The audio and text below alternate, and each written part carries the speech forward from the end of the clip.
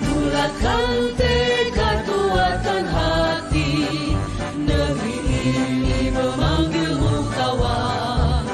Belajar bergerak berbagi untuk negeri, guru penggerak majukan pendidikan.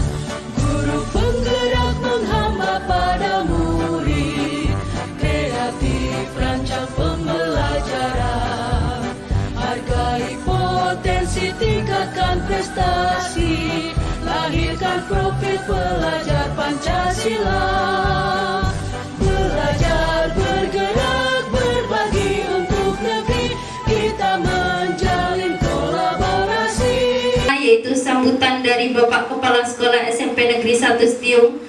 Kemudian yang kedua, pemaparan materi nilai-nilai kebajikan disampaikan oleh calon guru penggerak angkatan 6 kepada Bapak Budi.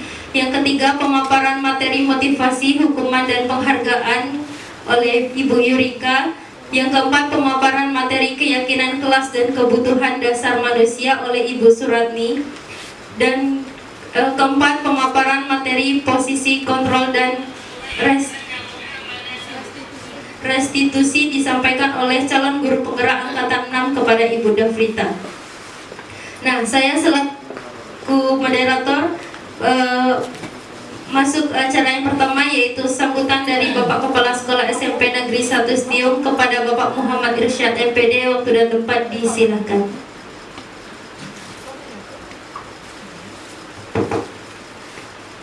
Bismillahirrahmanirrahim. Assalamualaikum warahmatullahi wabarakatuh. Alhamdulillahirabbil alamin wa bihi nasta'in ala umuri dunya waddin. Wassalatu wassalamu ala asrofil anbiya'i wal mursalin wa ala alihi washabihi ajmain. Asyhadu an la ilaha illallah wa asyhadu anna Muhammadar Rasulullah sallallahu alaihi wasallam. La nabiyya ba'da amma ba'du. Yang kita hormati Bapak Wakil Kepala Sekolah, Bapak Ibu Majelis Guru, Bapak Ibu Pegawai Tata Usaha, pada hari ini kita mengucapkan puji dan syukur kehadirat Allah Maha Kuasa atas limpahan rahmat dan karunia pada kita bersama, sehingga kita bisa hadir pada kegiatan diseminasi salam la nabiyya ba'da amma ba'du. Yang kita hormati Bapak Wakil Kepala Sekolah, Bapak Ibu Majelis Guru, Bapak Ibu Pegawai Tata Usaha, pada hari ini kita mengucapkan puji dan syukur kehadirat Allah Maha Kuasa atas limpahan rahmat dan karunia pada kita bersama, sehingga kita bisa hadir pada kegiatan diseminasi pengiklasan budaya positif dari kawan-kawan kita calon guru penggerak. Kemudian selalu beri salam kepada junjungan kita Nabi Muhammad Sallallahu Alaihi Wasallam. Bapak Ibu yang kami hormati, kita tahu bahwa sekolah itu adalah rumah kedua bagi siswa-siswa kita. Jadi kita mesti harus bisa menciptakan lingkungan sekolah yang ramah terhadap mereka. Ini yang kita lihat pada pengkajian budaya positif apa yang narasumber kita hari ini. Selanjutnya barulah acara kita lanjutkan dengan sesi tanya jawab di akhir pemaparan. Baiklah, pemaparan yang pertama yaitu pemaparan nilai-nilai kebajikan disampaikan oleh calon guru penggerak angkatan 6 kepada Bapak Budianto SPD. Waktu dan tempat disilakan.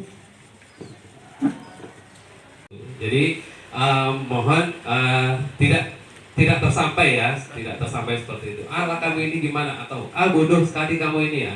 Jadi itu ilmu.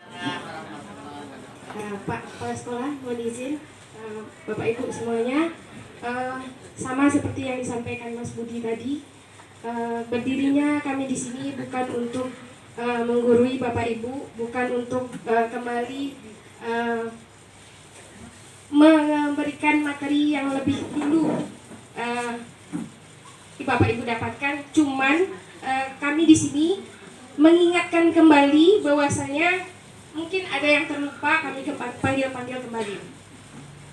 Oke, baiklah Bapak Ibu. 5.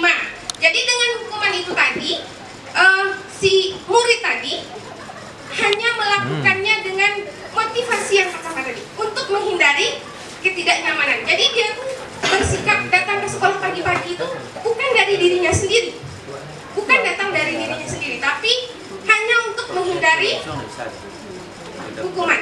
Jadi kalau seandainya datang dia memang mempercayai nilai-nilai yang ada di dalam dirinya, misalnya saya harus datang jam segitu karena saya ingin disiplin, saya mendisiplinkan diri. Nah itu yang akan kita terapkan gitu Bapak Ibu. Jadi kalau itu sudah ada, insya Allah sekolah kita bakalan nyaman, enak, dan siswanya itu juga bisa menghargai diri sendiri.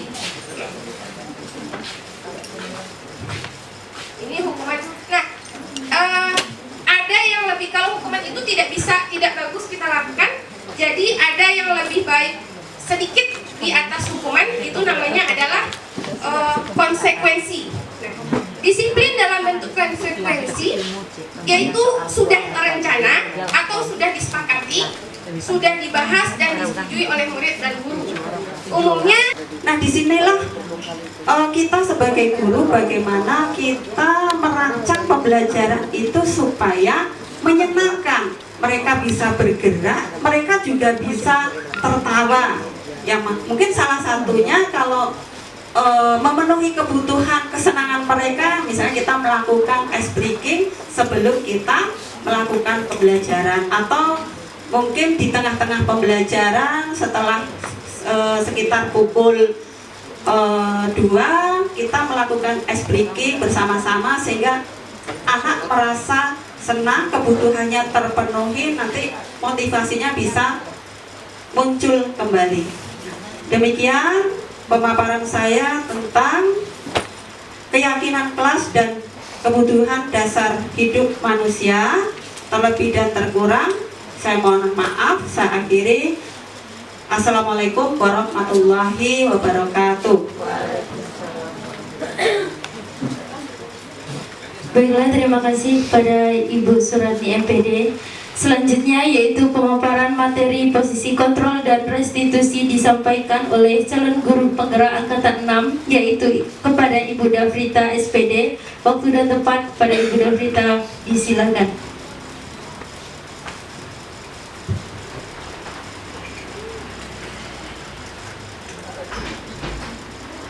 Yang ketiga tadi, kita lanjut. Yang ketiga, menanyakan keyakinan atau sikap belief. Anak melihat kesalahannya dihubungkan dengan norma sosial dan nilai-nilai yang mendasari manusia berinteraksi dengan orang lain. Nah, nanti ditanya anak, jadi kamu maunya apa sekarang? Apa keyakinan kelas yang sudah kamu ketahui? Kira-kira keyakinan kelas mana yang mesti diperbaiki, yang mesti kamu ingat dan mesti kamu lakukan seperti itu. Anak memukul tadi, apa keyakinan kelas? Menghormati teman. Nah itu dia keyakinan kelasnya, seperti itu ditanyakan. Nah kamu sudah membuat kesepakatan atau keyakinan kelas kan dengan gurumu atau wali kelasmu? Iya. Nah coba ingat lagi keyakinan mana yang sudah melenceng dari diri kamu. Oh iya. Nah, kalau begitu apa yang akan kamu lakukan? Saya meminta maaf sama teman saya yang sudah saya pukul. Nah, bagus. Nah, ini kita gali terus sehingga anak dia memperbaiki kesalahannya karena memang dari dalam dirinya dia sudah merasa berbuat salah dan ingin memperbaikinya bukan karena ada faktor-faktor dari ekstrinsik, tetapi dalam dirinya intrinsik motivasinya. Oke, jadi ini yang ketiga, menanyakan keyakinan. Nah, ini dia. Apa yang kita percaya sebagai kelas atau kelompok? Apa nilai-nilai umum yang telah kita sepakati? Apa bayangan kita tentang kelas yang ideal? Nah, kalau perlu kita tanyakan, kamu mau jadi orang seperti apa? Oh, saya mau jadi orang baik, saya ingin jadi orang seperti presiden misalnya. Apa yang akan kamu lakukan yang memperbaiki diri? Seperti itu kita bertanya. Nah, Bapak Ibu, ini memang sulit kita lakukan. Bisa ditawarkan itu bahwasanya dijelaskan bahwa ini harus ada gitu Bapak. Tidak boleh dilanggar. Jadi kita harus ada yang aturan, karena kita juga menjelaskan kepada siswa bahwa setiap manusia itu hidup pasti ada arahnya gitu Bapak. Mungkin hanya itu Bapak tambahan dari saya. Assalamualaikum warahmatullahi wabarakatuh. Assalamualaikum warahmatullahi wabarakatuh. Sedikit Pak, kami juga ikut menambahkan bahwa yang kesepakatan kelas itu bisa kesepakatan setiap guru bidang studi yang masuk di kelas. Nah, jadi kesepakatan itu kalau dapat kalimat singkat dan mudah dipahami, kemudian dia cakupannya juga luas. Misalnya setiap warga kelas saling menghargai. Di situ kalau saling menghargai itu cakupannya juga sudah luas, seperti tidak ada pembulian, kemudian bercandanya juga tidak berlebihan, terus tidak ada misalnya saling memotong pembicaraan juga seperti itu. Jadi itu sudah cakupannya luas dan itu juga harus dikenalkan kepada anak. Kemudian kalau hal-hal prinsip yang tidak bisa diubah, kalau menurut saya itu selain ada kesepakatan kelas, kita juga punya peraturan sekolah. Itu dua hal yang berjalan bersamaan, beriringan menuju 100